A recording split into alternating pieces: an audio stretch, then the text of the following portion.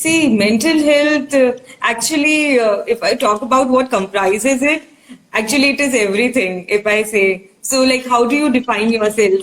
It would be your thoughts, it would be your emotions, and it would be your actions or behavior. So, all three of these come actually through your mind only.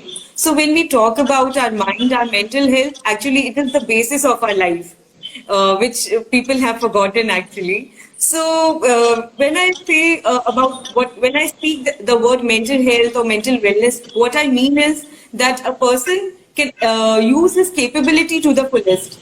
Like there is no anxiety holding him back. Like if you are at a workplace, but if you have certain anxieties or you don't know how to manage your emotions or like you don't know how to address others' emotions, you can only imagine like how their relationships would be or like how will their personal life go. So it would be really difficult for them to excel in their professional life as well, right? So that is what is mental health. And then mental health, like many people give a lot of importance to physical health, like they'll do exercises, they'll do gym, but what they forget is like many of the physical illnesses, the research has proved that their basis or like stress is one of the very important component which pushes them down the hill, be it diabetes, be it cardiac conditions, be it many inflammatory conditions. So actually interesting part is a lot of time the wound healing and fractures also has a lot of bearing on what your mental health is. Like if you are depressed, then the wound healing would be really slow. So I feel mental health is there in everything. Somewhere it is in part, somewhere it is in whole, but that is what it comprises. What we usually people understand is it by like when it will be a severe depression or that the severe depression and psychosis would be pushed towards suicidal ideation or a suicide happens. But that is the culmination of it. We have to actually like what we do not actually start exercising the day when we get a cardiac problem or a heart attack. We exercise daily so that we maintain our physical health. So that is something I want people to understand, that you have to do something to maintain your mental health as well. Not the Absolutely. day when everything is pushed like to the brim. Like many of the patients come in the OPD and they realize that their children were actually depressed when they have committed or attempted suicide. So that is really deplorable. No, So exactly. So as you said, I would completely echo your thoughts that we are very much aware. Actually, not even now. We are lacking behind in taking care of our physical health as well. And as everybody would agree that we tend to ignore our physical health because of n number of reasons and do not really appreciate going to the doctors at the right time. Similarly, mental health takes a pretty back seat in our society for God knows what reasons, whether that is a lack of knowledge or whether that's a stigma which is associated. So I right, personally feel that there's a lot of stigma which is associated with mental health as well. So sure. how do you feel about that when you actually get somebody who says that, oh, he's a mental kid, or he's not exactly mentally ill, or he's pagal, he's mental. So Right. how do you feel about that? Feeling is though like I can't even express in words because people do suffer a lot. The person who is experiencing depression, you can ask them how real it is. And the research has proven that the chemicals which are secreted during a physical injury are the similar chemicals as secreted during the emotional injury. So how can somebody even tell that the emotional injury is like actually a smaller one and it will pass off? Things like the stigma attached is one of the reasons is before like maybe 100 years back or 50 years back, there were not good enough treatment for these things. Like people used to wonder like if somebody becomes depressed or somebody becomes psychotic or any other mental illness, it is for life. So those situations have been changed now. Like there are good enough medicines, there are good enough psychotherapies that if somebody gets into, they can have their life back almost as it is, like what was it before. So Absolutely. that sort of message, I think I want to give to the people around that if it happens, it is not the end of the life. So I think how they get treatment for like maybe a fever or something else, they should go for it and take their treatment. Absolutely. So, completely a take home message right now in the first session saying that mental health is treatable. Don't think it is permanent. Just like any other disorder, it can be treated and it can be tackled in a very, very successful and a very, like a very systematic manner. So, definitely go for the management and talk to the expert. I'm getting a lot of questions, and we got so many questions, Ankita ma'am, in the past 4 to 5 hours after I posted this about the questions, and even now I'm getting two questions from very dear friends. One question which I really want to ask you about, everybody knows, even you would agree, that the times which are going around in 2020 are very tiring, very testing. Amidst the coronavirus pandemic, we are not very used to what is the new normal. We are very much used, we were used to hanging around with friends, with family, going around at parties, talking to people, meeting them, hugging them. India is a very emotionally invested country. But due to this coronavirus, apart from the economic uncertainty that everybody is facing, whether that's indebtedness or the businesses are getting shut, how do you feel? What is really important to keep our mental well-being in this entire scenario of coronavirus lockdown? See, Charu, first we have to understand like why our mental health is getting affected in these times. The foremost factor is there is uncertainty, right? This is the time like we have never seen, our forefathers have not seen. So like we are uncertain about like will there be a medicine for it, when there will be a medicine, when can start going out, or will my family members contract it, or I get affected through it, what will be my financial security. So all those uncertainties are bound to generate anxiety in anybody. It could, like, it is really normal to get anxious during this time.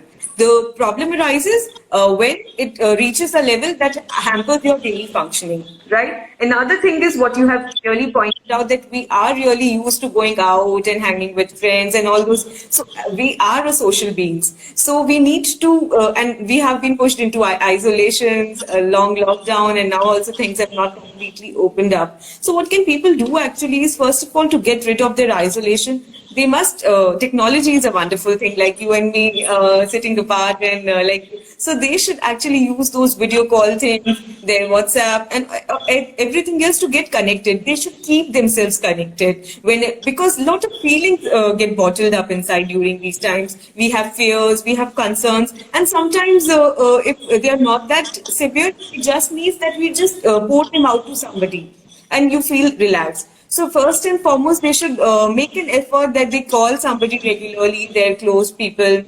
They do face-to-face video calls, they can do. So keeping in, communicating and keeping the contact is really important. Second thing is about the uncertainty part. What they have to do is they should make a routine for themselves. Like we are in our homes, everything, we used to go to like our workplaces at 9 o'clock, come back by sometime. So there was a routine automatically, even if we were not those sort of person. Now everything has disturbed. So what people can do is actually they can carve out a routine for themselves. It should have something like 8 hours of a proper sleep. Then there should be a physical activity in that, and then there should be some time for them for doing unwinding themselves, some hobby which they pursue, and some meaningful work which like they find meaningful, like they should engage in something. So if they will have a routine, a lot of that uncertainty part would be taken care of in this. So the one more thing, like they should have a routine. Another thing is they can do some relaxation exercises. Like there are deep breathing exercises. There are excellent videos on YouTube which they can watch. So those all actually helps to keep our anxiety, our stress, those all things down. Another thing what they can do is, and this is really effective and research back, that they should express gratitude. Like Wow. it will not. This is like really important. Maybe our parents or grandparents used to tell, which we maybe mocked also sometime. But now the researchers have come up that they will actually release those hormones called oxytocin. So when you have that, you feel immediately relaxed, you feel happy. So what you can, and it's like very easy to practice also. Just before sleeping, we can actually give some 5 to 10 minutes. Either make a gratitude journal in which you write down what good things have happened to you throughout the day. Or what you can do is simply remember somebody or go to them personally and tell them, okay, you did this for us, I'm really happy. It could be as very small things also, but it will make you happy when you will tell those things. So if you believe in some higher power, you can take the time to thank them. But I think this gratitude things, like it's the low hanging fruit. It's so easy to do, and the benefits are enormous.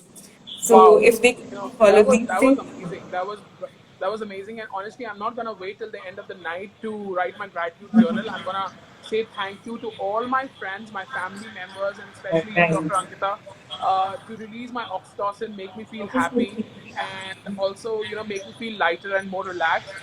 Because thank you for all the support, everybody who's online, who's offline, who's been a part of my world throughout this journey and helping me out on a daily to daily activities. So thank you so much, and I'm really really obliged and grateful for all of you.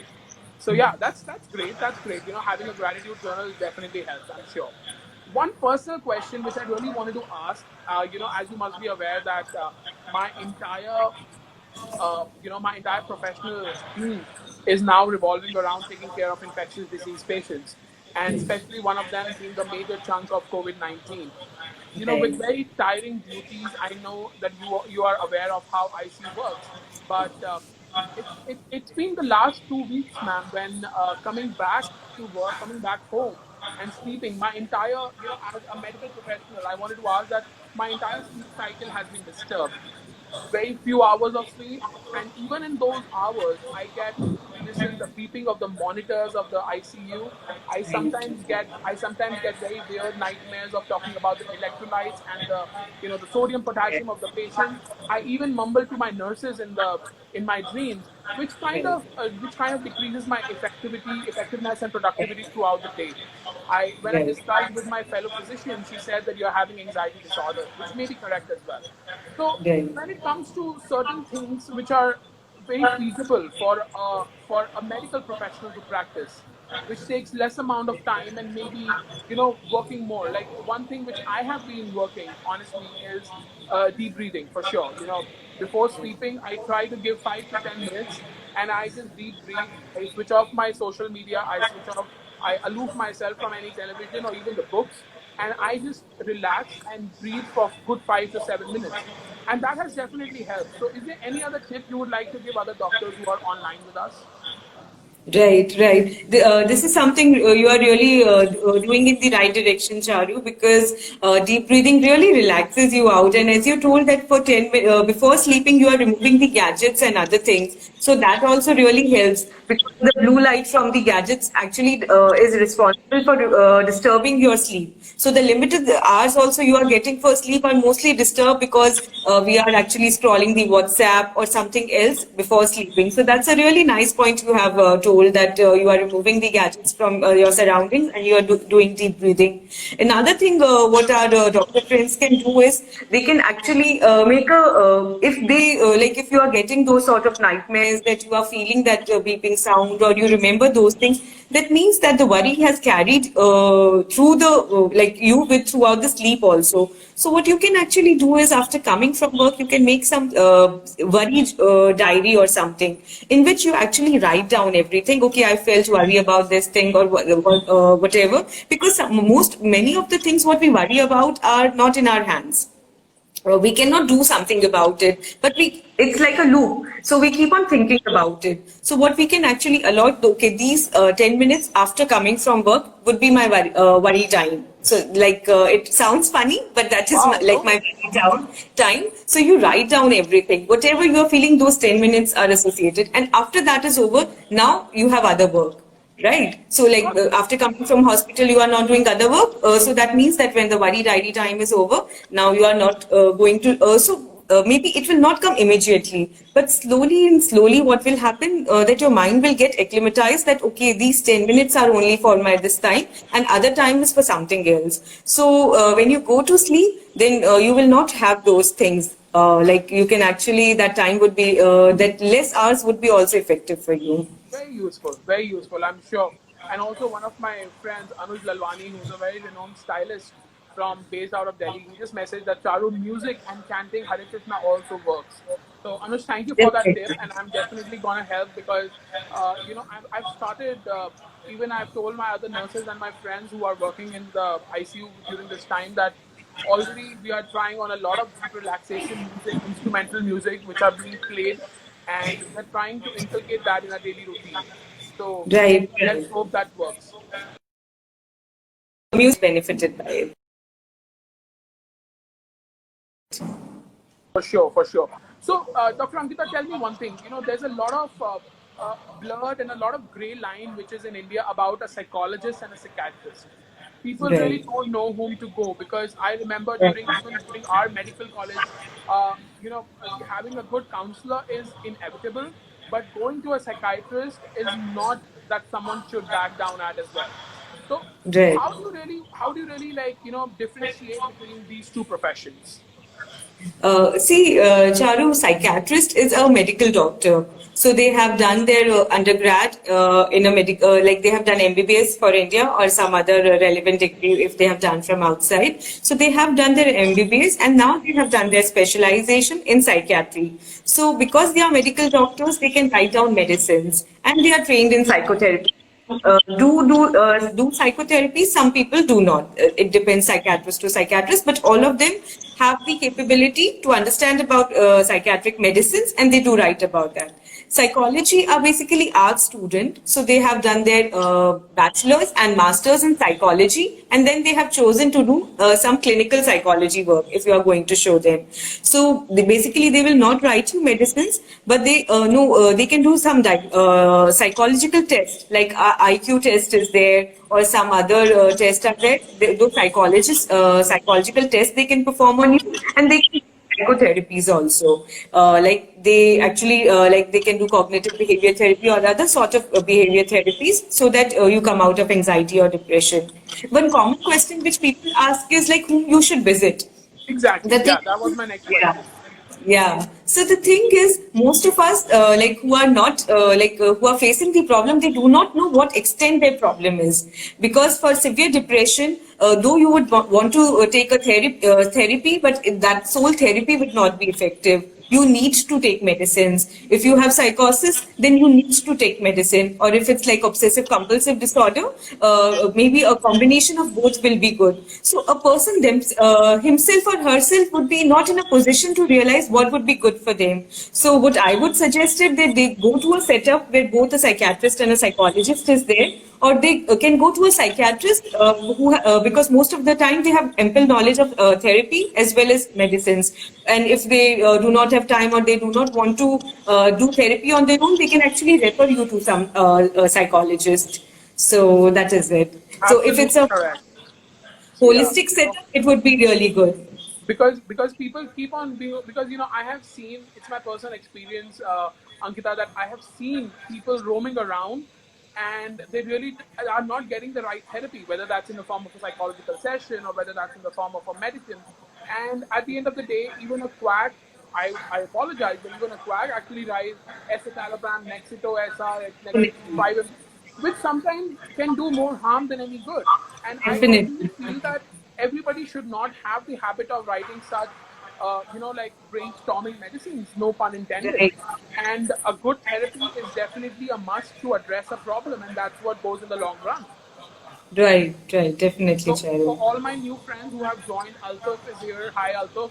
So all my new friends who have joined, this is the Sunset Rendezvous with Dr. Charu, and it's the first session on mental health matters with none other than Dr. Ankita Garg, who's a mental health expert and a psychiatrist with undergrad training from Mumbai, postgrad training from Kochi, and then a multicultural stationing all around the world from Yale to Kozhikode to Kota to Delhi to Firozabad. So she's from everywhere and she brings to us about the facts and the inner details of mental health because that matters. So my next question to you, Dr. Ankita, is how do you feel about mindfulness? Because as recently we read that the UK government has mandatorily put a rule in including mindfulness during the K to 12 schooling of children. How do you feel about that, or what really is mindfulness and how it can be inculcated in our next generation out there? Yeah, this is like really the buzzword in psychology now, Charu, the mindfulness. Many of the people must not be aware what it is. So I'll start with that. It is like you are purposely bringing your attention to something what you are doing in the present without any judgment. So if in one word I want to say, it's the concept of here and now. So, like whatever you are doing, your attention, your concentration is should be what you are doing. So it sounds simple, but what we have been brought up into, that a multitasking individual is really good. If you can do 2, 3 things at one time, it would be really good. But now the recent researchers have shown that when you do 2, 3 tasks, it's not that your brain is not doing those 2, 3 tasks at a time. Actually, it is switching the places. Like when we see those brain images, it's like once it is here, then it switches and then it comes back. So there is a break. So it is like not what should be there for the efficiency, and then it becomes our habit. Like if you see, when we eat, most of us would not eat without our mobile phones aside. Then we have a TV going on, and then we'll be talking also. So what is Absolutely. happening? So what is happening is, when we are doing so many things, the food we are eating, we are not able to actually enjoy that every morsel, and it's not getting digested that well also. So mindfulness is all about that you inculcate, your every step should be about doing it mindfully. So it is mindful eating, it is mindful studying, it is mindful work. So how can you practice it is that you start off with doing mindfulness meditation. Like you set aside a different time for that, and you sit and you focus on your breathing, or you you close your eyes, you focus on your breathing, or you can focus on your sensations going around in your palm, in your body, or whatever. So what happens is, you get to know that self-awareness comes to you, right? So when you start getting maybe 5 minutes you start with, in 10 minutes, so that sort of practice you bring into your other modes of life, like while eating or while studying. So what happens is, it has been seen, the people who have been practicing mindfulness, they will have lesser anxiety, they will be better managed, they will be able to manage their emotions well. So if they can manage their emotions well, their personal relationships are sorted, and when you go at the workplace, you can communicate better with your colleagues or your bosses. So that also is there. And another thing really nice about it is, it gives you clarity of thoughts. Your thoughts are like, our thoughts are what, they are all tangled. So we are not able to think clearly. So it gives you a really good decisive path. So it gives you a professional edge also. So and then I can't the other things are there only. It helps in anxiety, depression, post-traumatic stress disorder, and all those things definitely come following it. So do So you if think somebody, kids can actually, do you think personally that kids can practice mindfulness at an early stage, or it's something which can be inculcated? Because I don't remember being taught mindfulness during my schooling years. right. It is like only now only that it has been come out, its multiple uses have been identified and come. And definitely kids can do mindfulness. They would be taught in a fun way. And actually, I feel that they should be taught from the childhood itself. Because now if we are taught we were taught that multitasking was good. So that comes naturally to us, and this thing doesn't come. So if they are taught that this thing is a good, this is a good part, children are really good they have really efficient, better than us to catch things. So I think if they start from the young, they will be at a better pace. They will turn out better individuals than us with our Wow. teaching. So all the moms and dads out there who are watching this live session and maybe watching it later, first of all, happy Father's Day to everyone. And also remember one thing, teach your kids how to stay in the present, quote unquote. That is being mindful of their activities. They if they want to, they can multitask, but preferably teach them mindfulness, get them out of the anxiety issues, and definitely help them in the long run. So great question, great answer. Thank you so much. One question which has just come up on the screen, which I find really, very relevant to these days, and Shrey Panwar asked this question: how do you detect depression in someone? See, there are criteria. There is a ICD classification, there is a DSM classification, and there are criteria on basis of which we identify depression. It is not like depression is not like your ordinary sadness, that like maybe I didn't get something, and then I feel sad. So that is, and maybe I am sad for like 1 or 2 hours, and I cried also that I didn't get it. So that is not depression.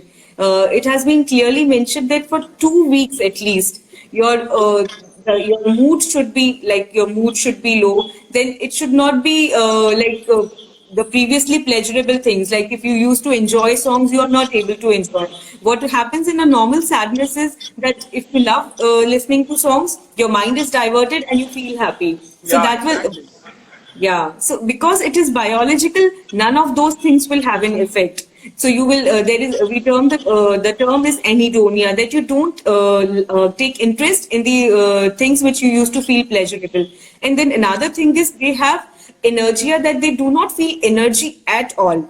Like for them, getting out of bed is a very big task. For them, moving from one room to another is a very big task. When I talk to my patients, they tell that it's only 11 o'clock in the morning, but I have not done anything. I have just gotten up and done my breakfast, but I feel that I have no life in me. And they would be like 20-year-old, 25-year-old. So that is really diagnostic, because the chemicals in our brain are doing those things. But sadness would not be all those things, right? For 2 weeks, they won't be having like so much restlessness, or so much like no energy at all. So these three are the basic things by which you can identify.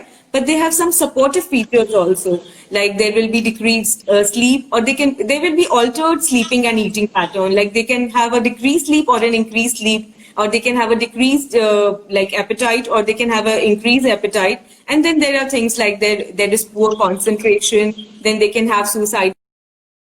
And sometimes are good for nothing, or they feel very hopeless about the future, that we will tell them that okay, this is a small thing, and you know that it's in other times they would have themselves known that this is a small thing, but they can't get it out that there can be some hope about it, or that something can be done about it.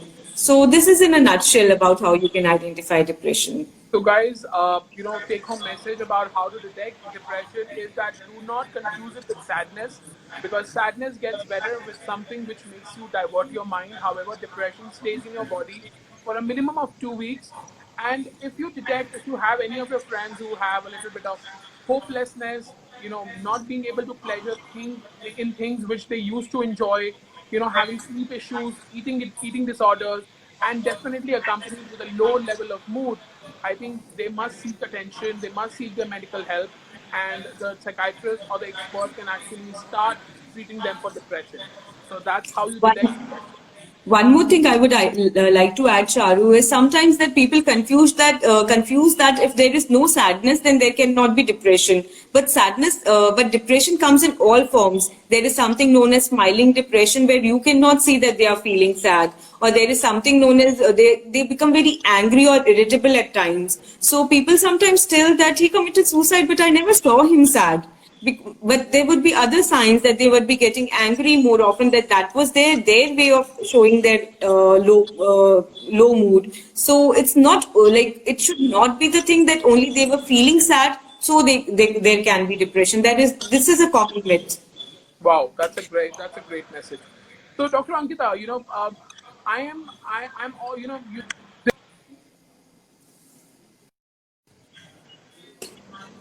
there have been times when I personally have felt that a lot of marginalized population, especially the LGBTQ population, faces higher incidence of mental health problems when it comes to the rest of the population. Whether that is a gender remark, or whether that is a stigmatization, whether that is inhibition, or whether that is feeling control within our body themselves. So, are there any particular tips for marginalized population in any form, whether that's for on the basis of their caste, color, creed, or even gender, that they should be coming out and be more open about their mental health issues? Surely, surely. This was like a really nice question, Charu, you asked. Actually, this is the Pride month also. The June is supposed to be Yeah, the happy Pride Pride month. Month, guys. So I'm happy that you asked this question. And we have our friends who are in this community, and they face really that harassment, that discrimination, what you're talking about. So legal rights they have got, but that social stigma doesn't go that easily. And actually, you are truly right that there are high incidence of depression, anxiety, post-traumatic stress disorder, and suicidal history and self-harm issues in them, much more than the general population. And it is mostly it is not biological. Another thing is mostly it's not biological. It is because of the stigma they are facing, or the discrimination they are facing. So what they can, like if any of our friends are hearing this, I would like to point out to them is, first of all, embrace your identity fully. Actually, when they embrace it, it gives a lot of confidence to themselves. They get a lot of resilience, and their whole outlook, how to manage things, becomes like a little ordered. Completely, yeah. So, and it has to come first from themselves, because for them to accept it also is a really big task. So first you have to accept it yourself. So when that comes, maybe half of the problem is sorted. Another thing is, what they can do is they have to seek support. They can actually make their peer. They usually have also that they can actually have those support group for themselves, where they can talk their heart out, what they have been feeling, or they can have one or two friends with whom they can share those things. Another thing is that they should not shy away from seeking help from a mental health expert. There are many, they have a lot of difficult emotions they are going through. It could be anger, it could be guilt, it could be like, why me? Those sort of feelings are there, or why people are behaving this to me. So those sort of difficult emotions, sometimes their near and dear ones who want to help them also, they can't do that, because many of them, most of them have not seen what it is about. So maybe sometimes parents are also like, they want to support their child, but they do not have a clue how to help them out. So they can, for these people, family sessions are really good, where the parents are taught how they can support their child, or the spouse is taught how they can support, and they themselves also get something, they become self-aware about their own emotions, so that they can accept it and express it fully. And then there are a lot of, actually in one of the research it says that the lifetime risk of suicidal ideation in these people is 40%, which is like a really high number. If they feel suicidal, if those self-harm thoughts come to their mind, they should seek help from a mental health expert. I think that is the carry home message for them. So great, great suggestion, Dr. Ankita, because when it comes to the LGBTQ community, a lot of people are definitely inhibited. They do not come out in the open. They do not come out, and especially as you mentioned that the struggle starts within, and the change also starts from within. So Right. if we embrace ourselves the way our personality is, then the entire gamut of how we look at the change and look at the things, it changes, and it gives us more strength. So definitely more power on this answer. So now we have a couple of questions before we move to the fun rapid session, and these couple of questions have come from our viewers and our online followers. Number one Okay. question is, it's by a very famous Bollywood celebrity, and I'm not going to name, but that question is very nice. It says that if I feel stressed and I want to burst out, but I cannot give a ballistic response, what should I do immediately to turn my stress down? Okay, okay. I don't know what situation they are in, but I can tell you like a rough idea what they can do about it. First of all, what you have to do is you have to disconnect from the situation, right? So either you distract yourself, or you take a mental break from that situation, and you do deep breathing. That 2 minutes of deep breathing, which you can practice it in your daily life, so that it becomes like a bit easier for them to do it in that moment. You do that 2 minutes of deep breathing, and that helps you to disconnect from the situation. Following that, you have to think about that situation, and if they can evaluate it. Perspective taking is a really good thing, from because most of the times we react because we think it from our perspective, but we don't know the other person's perspective as well. So that 2 minutes of disconnect actually helps us to see the situation from their perspective also. So sometimes we are better able to judge the situation and express our views on that. Another thing is what many of the times I have seen is, and what Indian households have is, like they tell us, don't express anger, don't do this. So we do not know how to actually. So we've become in a fixed situation that we know that this thing is wrong, and we don't have to express anger. So if it comes, it comes in a really plastic form, what you are telling. So that is another thing, that we accept our emotions, and we know how to show them, or how to channelize them, react. Definitely. So, like, if I don't think that my servant has done something nicely, or my employee has done something nicely, instead of shouting at them, I know how to actually explain to them. Maybe they could not understand the situation well. So my first reaction is like, I just blast. But then with time, I understand, okay, if I explain to them the situation, it would be in a better way. They can actually do the task better, because simply I blast and then they do not know what happened, because they are so afraid, they do not understand what I told them. So channelizing your emotions, understanding how to express emotion is also a very important task in this. So I Other remember, thing. just adding to what you said. I remember Hmm. when I was a child, I was taught two things by my dad to control my anger, because I was a very pampered kid, and that was very evident during my med school as well. But I was told to differentiate between reaction and response. So my dad used to say, when you have a situation, always never give a reaction, always give a response. Right. That you're giving it time, as you said, to channelize our thought, and then we give an exact appropriate expression to that situation. However, Right. reaction is very impulsive, indecisive, and involves any channelizing of thoughts behind it. The Right. second Right. thing which I recently learned was, in case I get very angry, and we always try to shout and raise our voice, but instead of raising the voice, lie down on the floor and then try to raise the voice. If you lie down on the floor immediately, your vocal cords do not vibrate in that position, and your voice goes down. The level of Right. the frequency and the amplitude goes down. Right. So I think these small little bit of things, they really help in the day-to-day life. And if we try to, as you said, channelize our emotions and give them in a very descriptive and sustained manner, it is always better. Yeah, great. Right. So I have one more question, Dr. Ankita, which says that there have been reports that smoking, although the prevalence of smoking is increasing in the society, we all know the physical side effects of smoking, and there are certain industries where smoking is much more prevalent than the rest of the world. What effect does it have on the mental well-being of a person as well? This is really interesting question, Charu, because every time when we talk about smoking, we talk about lung cancer or other physical things, but we never talk about its mental health effect. So, yeah, it does have a bearing on the mental health. First, we have to understand is that smoking, nicotine, or any other sort of substance abuse usually arises because of the faulty coping mechanism. What happens is a person must be feeling anxious, there are exams coming up, or there is some other problem coming in life, and they do not know how to solve it, so they start this thing. And what happens is this nicotine or any other substance, as soon as you take it, there is a release of dopamine, and this chemicals elevates the mood instantly.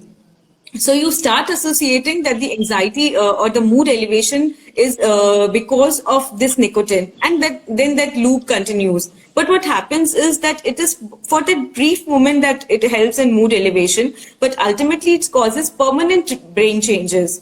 So the people who are taking nicotine or any other substance, it has been seen that they will have higher levels of anxiety, they will have higher levels of depression. So in the long term.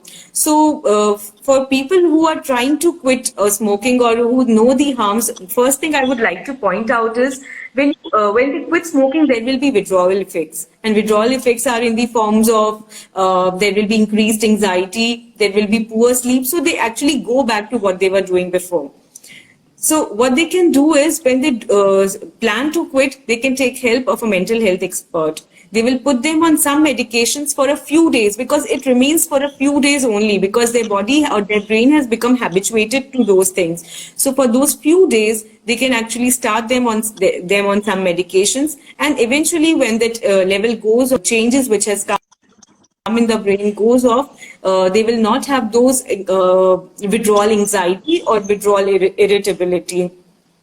So this is about that. And yeah, of course, if they are seeing from that long-term mental health perspective, it does causes anxiety, it does causes sleep disorders, and it does causes depression. So, guys, all out there, we all have been talking about, the ill effects of tobacco, but definitely nobody talks about the ill effects of tobacco on mental health. And as Dr. Ankita pointed out, that it definitely causes a reverse mechanism, causing sleep disorders, anxiety issues, and in long term also depression. So stay safe, guys. One last question before we switch to the last part of our entire evening is how does yoga helps in attaining a good mental well-being? Because I was just reading about a session that the Harvard University has declared yoga as a second or the third most important component of mental well-being, and also important for keeping the term happiness quotient up. So how does that work? Yeah. See, what happens? Yoga has a lot of things. It has those postures, it has those breathing exercises, and it has meditation component also. So when all the three are put together, what it does is it helps to regulate our stress mechanisms. So next time when somebody has an anxiety, the person who practices yoga, next time when he has a panic episode or they have anxiety episode, their stress regulatory mechanism, their physiological arousal is really less. What happens in anxiety? You will have racing heartbeats, you will have perspirations and all those things. So they are really less in the person who does yoga. So their ability to cope with stress increases. Then their ability to cope with depression also increases.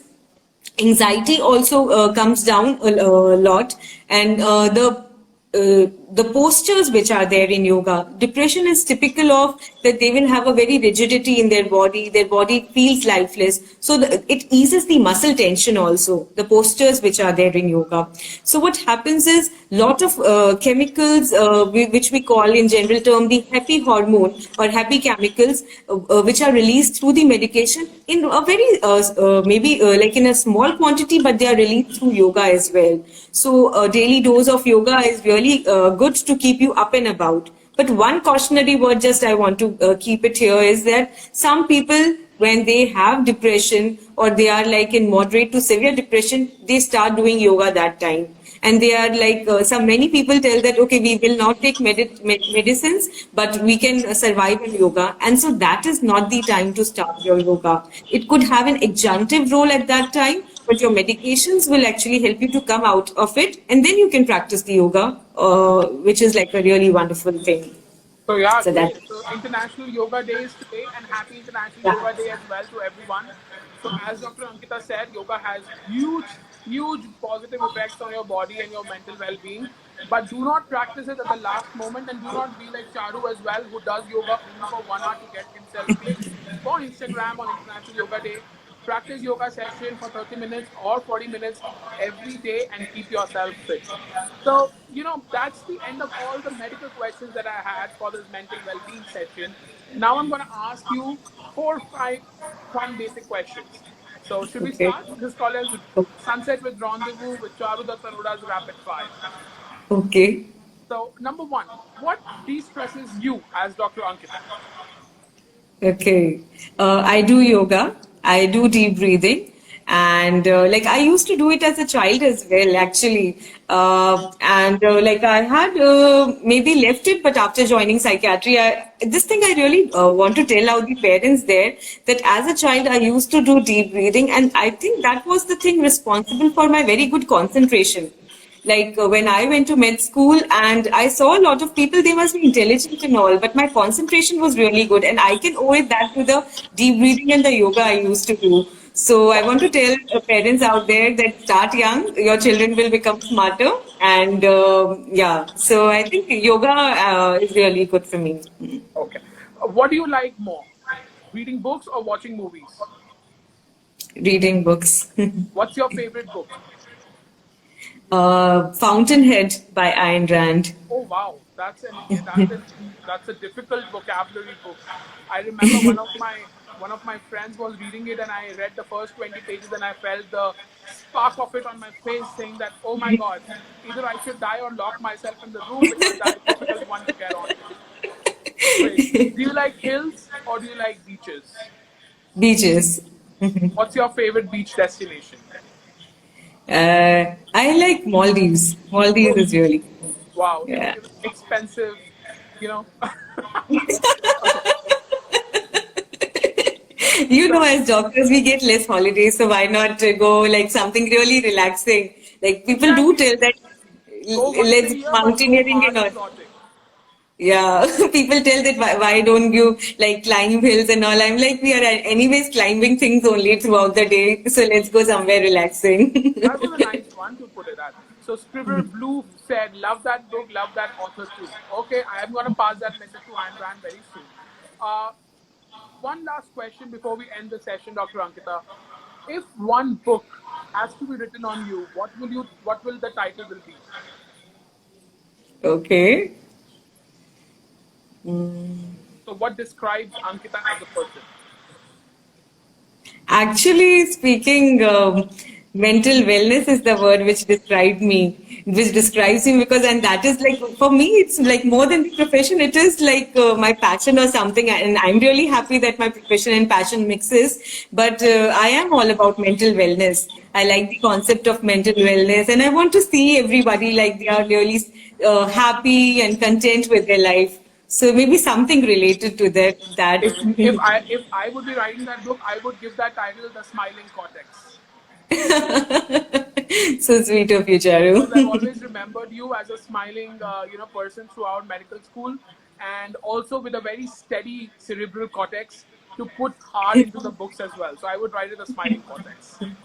Thank you, Charu. So we have a lot of friends who joined in late, but I think it's gonna be on IGTV, guys. And this was the Sunset Rendezvous with Dr. Charu in conversation with Dr. Ankita Garg, mental health expert and psychiatrist with experience from all over the world, and my senior. We were talking this last hour about mental health, mental well-being, and definitely mental health matters. We also discussed some things about yoga, mindfulness, LGBTQ community, marginalization, and ill effects of smoking. Any last concluding thoughts before we end this session, Ankita ma'am? Yeah. I would just like to tell the people that mental health does matter. Please keep it the priority. Do not look for your mental wellness when like actually the world shatters around you. If you feel anything like it is like you have also done your this thing from US. You know that when